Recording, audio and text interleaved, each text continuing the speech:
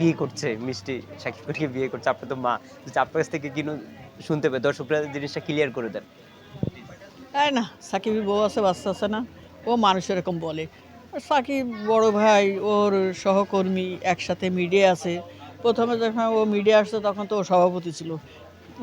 শুরুর থেকে শেষ পর্যন্ত সবসময় ভালো সম্পর্ক। সাকিব এমনি খুব ভালো ছেলে, আলাপি, আলাপ ব্যবহার ভালো, আমার দৃষ্টিতেও ভালো ছেলে। ও মানুষের কাছে কি থাকলো না থাকলো আমার তো দেখার দরকার নেই। আর ওই মানুষ হলো, মানুষ মুখে মুখে বলতে বলতে ওইসব বলে, আসলে তেমন কোনো কিছুই না, ওইসব হলো বাজে কথা। দর্শকদের একটু ক্লিয়ার করে দিবেন, সেই জিনিসটা ক্লিয়ার করে দেন, যেটা মানুষ ভুল বুঝে আছে। দর্শক ভুল বুঝতে পারে, মানুষ অনেক কথাই তো বলে, মানুষের কথা কি সবসময় সত্যি হয় নাকি? সাকিবের রিসেন্টলি কোন কাজটা দেখা হয়েছিল? না, সাকিবের তেমন কোনো কাজ দেখিনি। গত বছর একটা ছবি দেখছিলাম, গত বছর ঈদে একটা ছবি লাগছিল, ওই ছবি দেখছি, এরপরে আর দেখিনি। অলওয়েজ দর্শক কমেন্ট করে যে মিষ্টি আর হইতেছে শাকিব খান একসাথে একই ফ্রেমে যেন বন্ধু হবে কবে, সেই জিনিসটাতে যে আপনার কাছে কি বলবো? যদি কোনো সিনেমা করে তাহলে একে ফ্রেমে হবে, না হলে হবে না। এই সোশ্যাল মিডিয়া দেখছি যে একটা ট্রোল হচ্ছে, প্রতিটা মুহূর্তে ট্রোল হচ্ছে যে শাকিব খানকে বিয়ে করছে মিষ্টি জান্নাত, কতটুকু সত্য? আপনি তো মা, যদি আপনার কাছ থেকে একটু শুনতে পারি কতটুকু সত্য? আর দূর, ওসব হলো বাজে কথা, মিথ্যা কথা। হ্যাঁ? ও বাজে কথা, মিথ্যা কথা।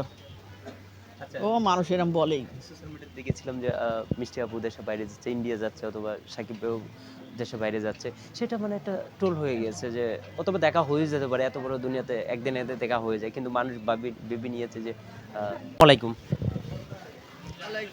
কেমন আছেন? ভালো আছি। আজকে দেখলাম আপনি মেয়ের সাথে ফটোশুটে অনেক নায়িকাদের মাকে দেখতে চায় অনেক দর্শক, যে মারা কি করে, অথবা আজকে ফার্স্ট টাইম দেখলাম আপনাকে দেখলাম মেয়ের সাথে, কেমন লাগছে অনুভূতিটা? ফার্স্ট টাইম না, আমি তো সবসময় থাকি মেয়ের সঙ্গে। দর্শক দেখে দ- ও দর্শক, দর্শক, আমি তো সেলিব্রিটি না তেমন যে আমাকে দর্শক দেখতেই হবে। এই, মেয়ের কাজ কি দেখা হয়?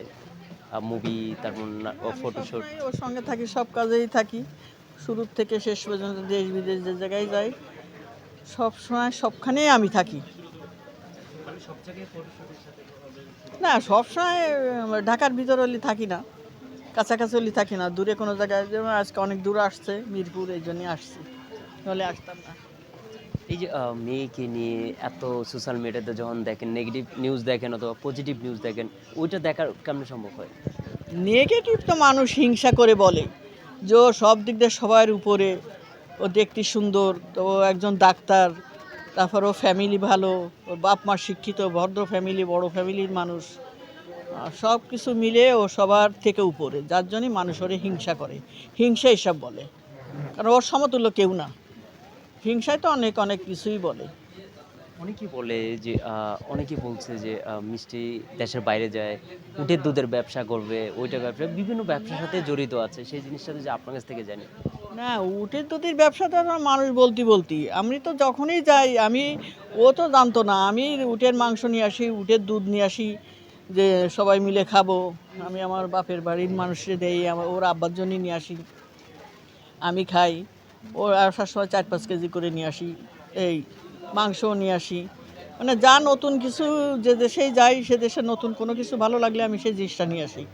মানুষ এইগুলো বলে, বলতে বলতে বলতে বলতে এইগুলো মানে মানুষের মুখে মুখে, এখন না পারেও বলছে কি, আমি যেন উঠে, অনেকে বলতেছে উঠলে উঠের দুধ দিয়ে তুমি চা খাও, তা উঠের দুধ দিয়ে ও একা খায়, আমিও খাই, ওর আব্বা খায়, যে আসে তার এই তো দিই, আর যখন থাকে না তখন তো এমনিই খাই, গুঁড়ো দুধ দিয়েই খাই। এখন মানুষ বলতে বলতে অনেকেই বলতেছে তাহলে মিষ্টি তুমি আমাদের সাথে দুধের ব্যবসা করো, উঠের দুধের ব্যবসা করো, হ্যান ত্যান। তা বলছি ঠিক আছে, দেখি আগামীতে চেষ্টা করব কিছু করা যায় নাকি। আর এমনিও তো আমরা এক্সপোর্ট ইম্পোর্টের ব্যবসা করি, সেই হিসেবেই অনেকে বলিছে হয়তো বা হইতেও পারে, নাও হইতে পারে। যখন রাগ করে বাসায়, তখন এমন কোনো সময় হয়েছে যে ঝগড়া করছে, অথবা চুপ করে ঘরে দরজা আটকায় বসে থাকে, এরকম কোনো সময় হয়েছে? না, রাগ তো মাঝে সাঝে হয়, মন মেজাজ খারাপ থাকলে দেখা গেল অনেক সময় মন মেজাজ খারাপ থাকে, তখন চুপচাপ বসে থাকে, ঘরে দরজা দিয়ে, তো ওর রুমেও বসে থাকে, তো রুমে রাগ করলো বা শুয়ে থাকলো। বিভিন্ন জায়গায় দেখি যে আপনাদেরকে উঁচু জায়গায় রাখে সে মিষ্টি, সব জায়গায় দেখি যে আমার বাবা মা অনেক আগে রাখে, আগেই রাখে, কেমন? উনি তো যে ওর বাবা মা ভালো, সন্তান হিসেবে আমার সন্তানও আদর্শ সন্তান, আমার মেয়ের মতো ভালো মেয়ে আমার চোখে কাউকে পড়ে না। মিডিয়াতে আসাটা কেমনে সম্ভব হয়েছে মিষ্টি? ও মেডিকেলে যখন পড়তো ফার্স্ট ইয়ারতে সেকেন্ড ইয়ার পরীক্ষা দিল তখন আর কি ওই মিডিয়া আসলো, ও তো যাইতেই চাইনি। আমাদের একটা ছোট একটা হাউস ছিল কুড়েগড় পিকচার্স, ওইখান থেকে আমি নাটক তৈরি করতাম। আমার ওই ভাইয়ের ছেলে আছে, ভৌত ভাইয়ের ছেলে সজল আহমেদ পরিচালক, ওরে দিয়ে আমি অনেক নাটক তৈরি করেছি ভালো ভালো নায়ক নিয়ে। তখন তারপরে আমার আর এক ভাইয়ের ছেলে আছে, আমার আপন ভাইয়ের ছেলে গাজী টিভিতে কাজ করতো, ওই প্রডিউসার ছিল বাপ্পি। ও একদিন ওরে দেখে ওর ওই উপস্থাপনা করার নিয়ে গেল।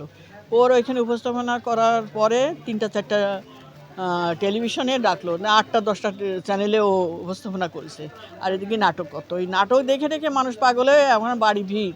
স্বর্ণরমন সোহানা এসে বসে থাকতো, সিনেমা করো সিনেমা করো। ও তো সিনেমা করবেই না কোনো অবস্থাতেই, কিন্তু আমার ছোটোবেলাতে খুব শখ ছিল আমি নায়ক হবো, সিনেমা করব। তা আমি হতে পারিনি, আমি তো আমার মেয়েরে করবো, কিন্তু আমার মেয়ে হইতেই যায় না, জোর করে করেছে। এখন যখন মানুষে আজে বাজে কথা বলে তো একসময়, তখন আমারে গালাগালি দেয়, কয়, তুমি করেছো, আমি কি নায়ক হতে চাইছি, তুমি আমার জোর করে করেছো। অনেক দর্শকই একটা